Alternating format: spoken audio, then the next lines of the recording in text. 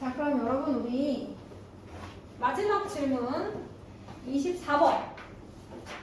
그러니까 105쪽 24번을 마무리한 다음 2차 방정식으로 신나게 한번 들어가 보도록 하겠습니다.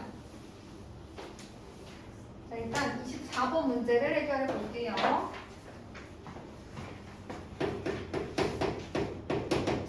x-1 곱하기 x-2, 그 다음 x 플러스 3, x 플러스 5 플러스 k가 완전 제곱식이 되도록 하는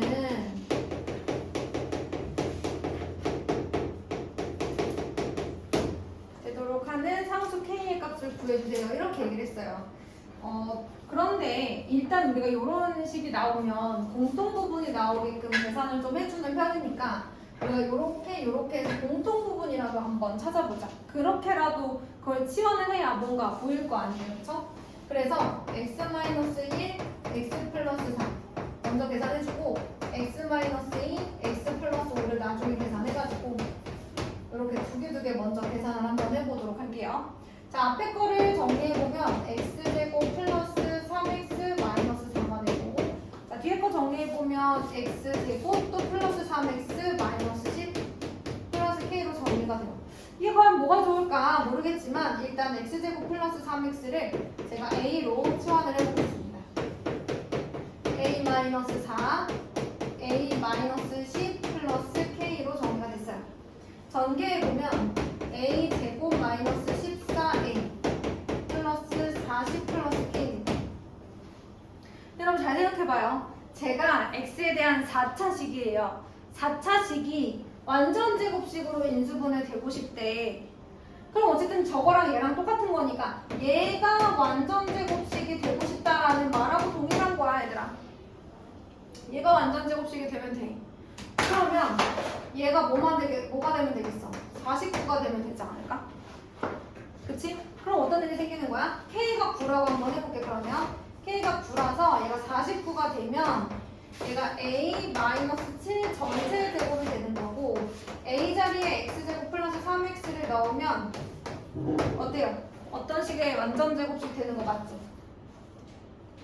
그래서 얘도 공통 부분을 만들어서 치환해서 푸는 문제였고요. 얘가 완전 제곱식이 되려면 상수항이 1차항의 개수의 절반의 제곱이 되면 되는 거예요. 1차항의 개수의 절반의 제곱이 되면 됩니다. 상수항. 나 써놓을게요. 여러분 기억 잘 안 나시죠? 그런 말 들었던 거는 기억나시죠? 1차항의 개수의 절반의 제곱이 상수항이면 완전 제곱식으로 인수분해 됩니다. 자, 근데 이 조건은 언제 쓰는 거냐면 x제곱의 개수가 1일 때만 쓰는 공식이에요. 쓰세요. 아직 안 푸신 분들도 얼른 쓰세요. 써놔야지 나중에 또 풀 때 참고할 거 아니야, 그치? 자, 어느 정도 다 쓰셨으면 이제 뒤로 넘어갈 거고요. 오늘은 제가 2차 방정식을 좀 들어가고 그 다음에 두 번째 타임에는 주로 이제 틀린 문제를 고치고 채점하고 뭐 이렇게 숙제를 정리하는 시간을 갖도록 하겠습니다. 네, 다 쓰셨을 것 같은데 이제 우리 108페이지로 가겠습니다. 109페이지인가요? 110페이지인가요? 110페이지네요, 여러분. 우리 어느덧 2차 방정식까지 왔어요. 우리가 어디쯤 하는지 한번 볼까요, 여러분? 제가 앞에 볼게요.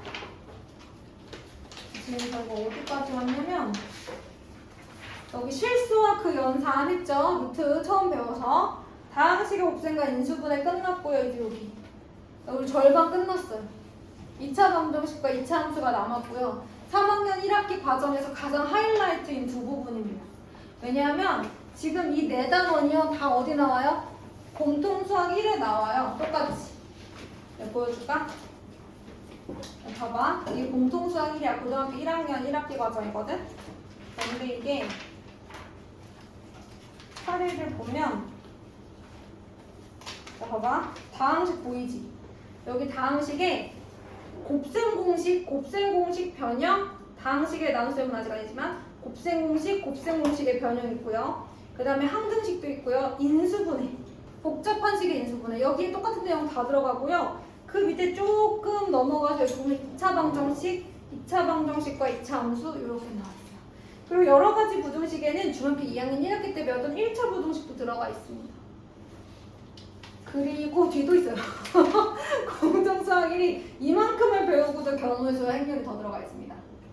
도대체 왜 그러시는지 모르겠어요. 그죠? 이렇게 많은 걸 언제 다 배우냐고 우리 애들한테. 근데 아마 이 중에 50%는 여기 들어가 있는 거라서 그런 거예요. 그래서 여기 단원이 많은 거야. 그래서 요거를 잘 3학년 1학기를 잘 건너오신 분들은 공통수학 1도 크게 문제 없이 지나가는 편이에요. 근데 이제 어떻게 개념, 왜를 조금 집중해서 정의랑 그 다음에 왜 이 두 가지를 조금 잘 생각해 보셔야 돼요. 그래서 우리는 나머지 절반의 첫 번째 2차 방정식을 들어가 보도록 하겠습니다. 2차 방정식의 첫 번째는 2차 방정식의 풀이에요.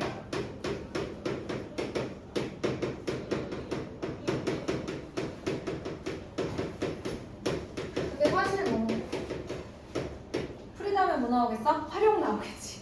그치? 자, 그래서 우리 2차 방정식의 풀이 중에서 첫 번째 내용 보도록 할게요. 2차 방정식과 그해입니다. 첫 번째는 그러면 2차 방정식이 뭐냐?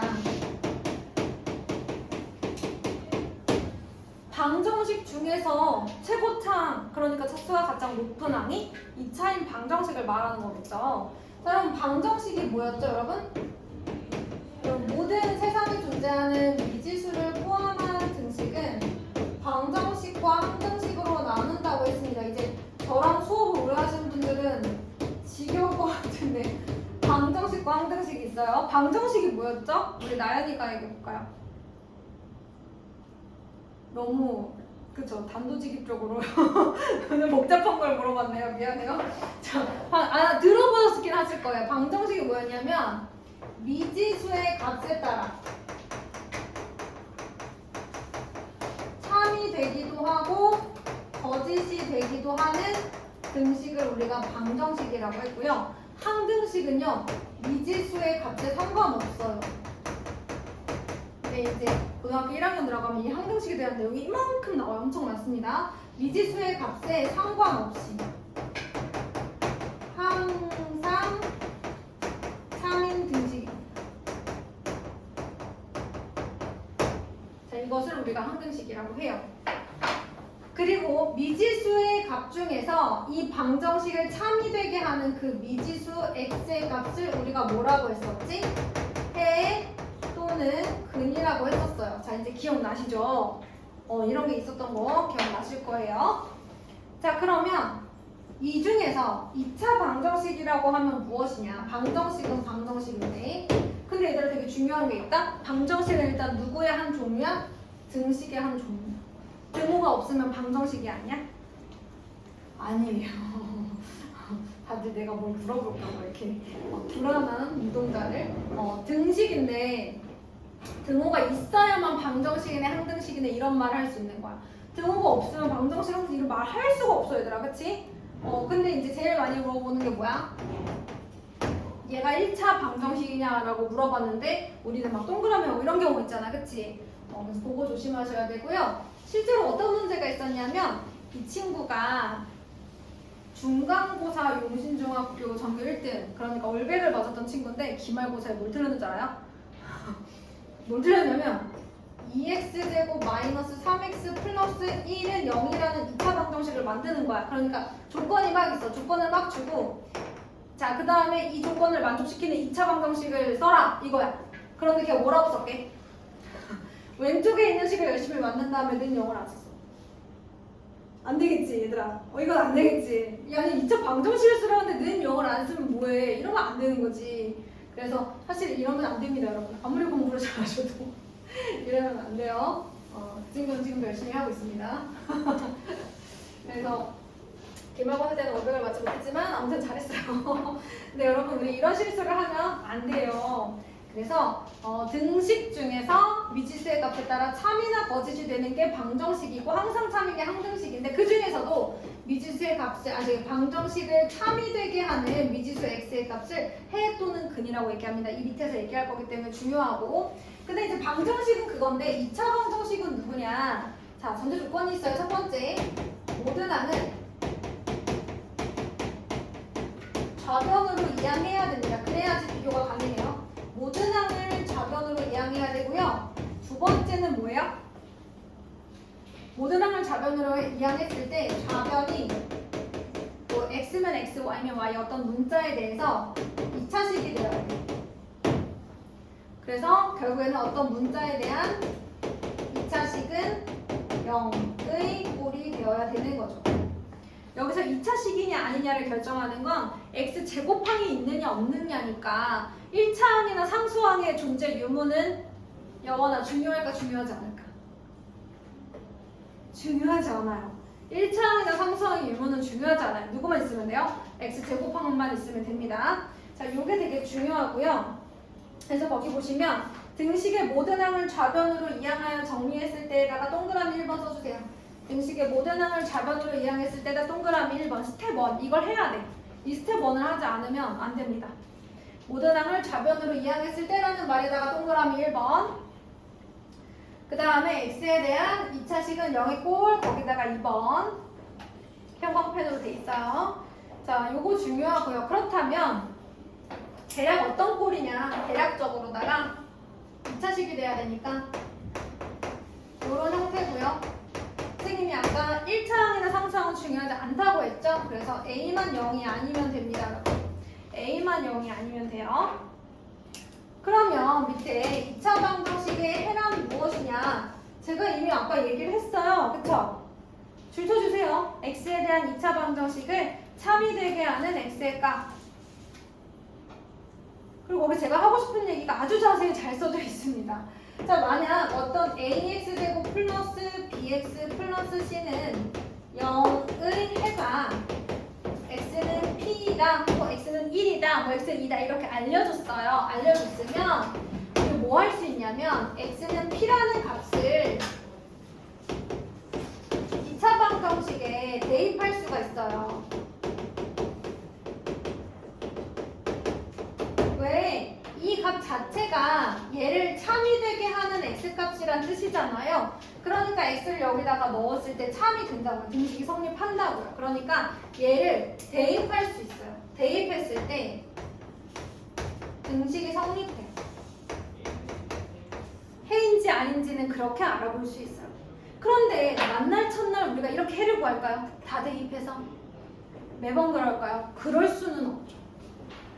자, 그래서 지금까지 제가 얘기한 게 111페이지에 대한 내용이고요. 넘어가서 이제 115페이지로 바로 갑니다. 인수분해를 이용한 2차 방정식의 풀이로 갈 거예요. 매번 대입해서 알아볼 수는 없지, 얘들아. 그치? 그래서 우리 어떻게 할 거냐면 2차 방정식을 풀이하는 방법에 대해서 배워볼 겁니다.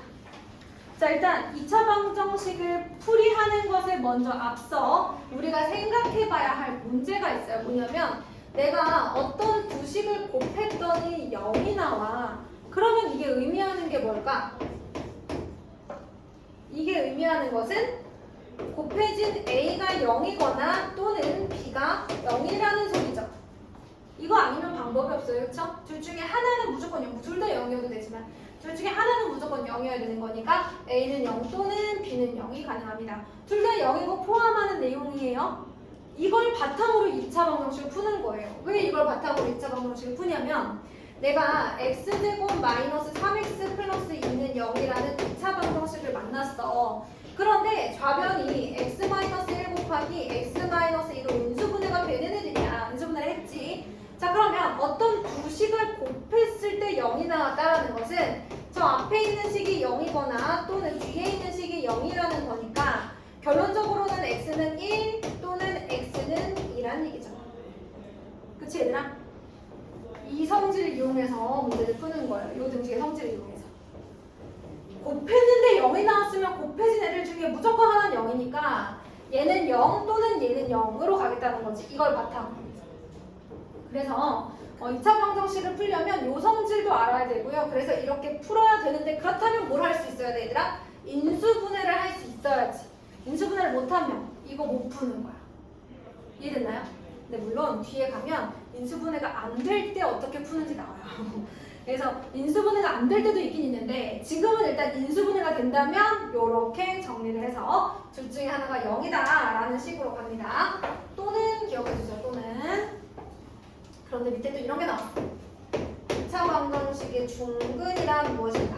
사실 중근이란 거기에 형광펜으로도 쳐져 있는데요. 두 해가 중복되어 같을 때예요. 그러니까 중복되어 같은 근을 말합니다. 중복되어 같은 근. 우리가 이것을 중근이라고 해요. 아니 어떨 때 이런 일이 생기지 얘들아?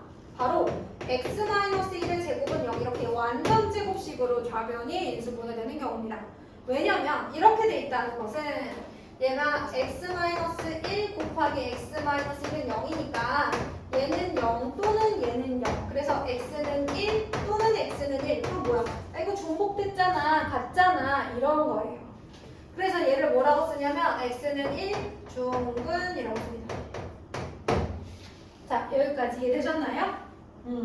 자, 그러면 근데 이제 중근이라는 말은 이제 꼭 이제 학교 장교까지 꼭 선생님이 쓰라고 하셨는데요. 이제 아마 선생님들이 써도 돼, 안 써도 돼 이렇게 말씀하실 거예요. 요새 이제 책이 바뀌면서는 이제 아마 안 써도 되는 걸로 제가 알고 있습니다.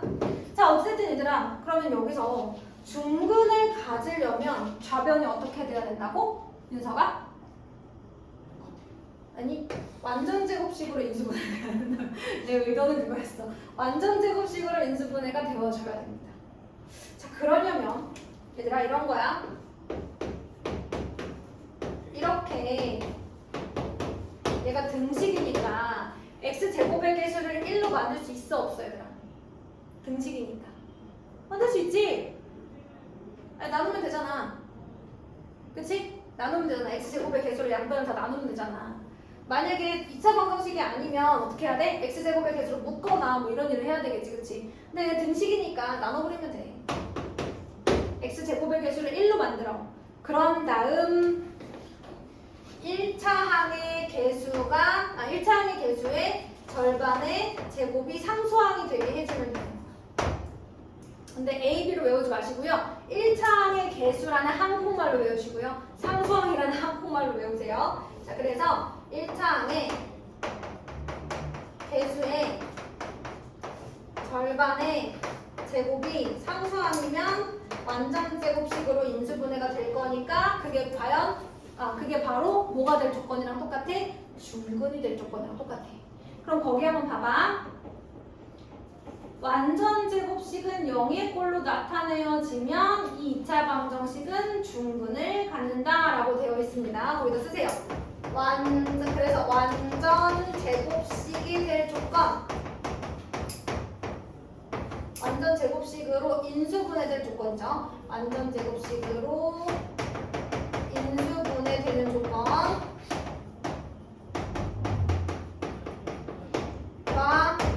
중근을 가질 조건은 같은 거예요. 다만 인수분해라는 얘기를 할 때에는 는 0의 꼴이 아닌 거고 중근을 가질 조건이면 2차 방정식이니까 뭐뭐는 0의 꼴로 식이 있을 뿐이에요. 얘는 등식이 아닙니다. 같은 거예요. 그래서 1차 항의 개수의 절반의 제곱은 상수여야 된다. 표시도 해주시고 요거는 써달라고 그랬죠? 써주세요. 써주세요. 그리고 저는 이제 문제를 좀 풀러 가보겠습니다. 정리 한번 해보세요.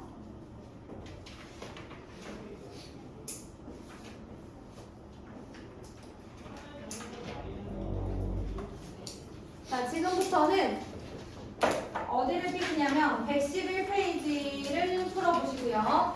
111페이지 다 풀었어요 하시면 노트에다가 거기 112페이지부터 예제를 푸시면 되는데 아마 그 전에 제가 문제를 다 쓸 것 같아요.